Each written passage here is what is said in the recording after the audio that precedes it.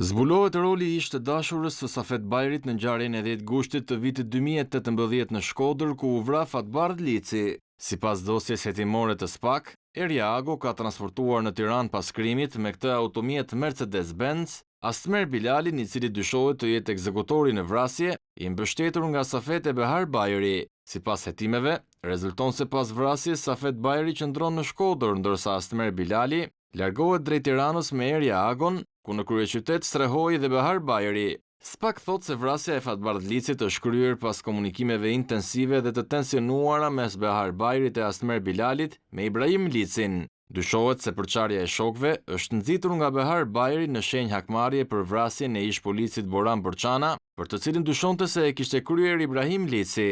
Behar Bajri synonte në këto komunikime futje në konflikt të Ibrahim Licit dhe Astmer Bilalit për disa rosa të vjedhura.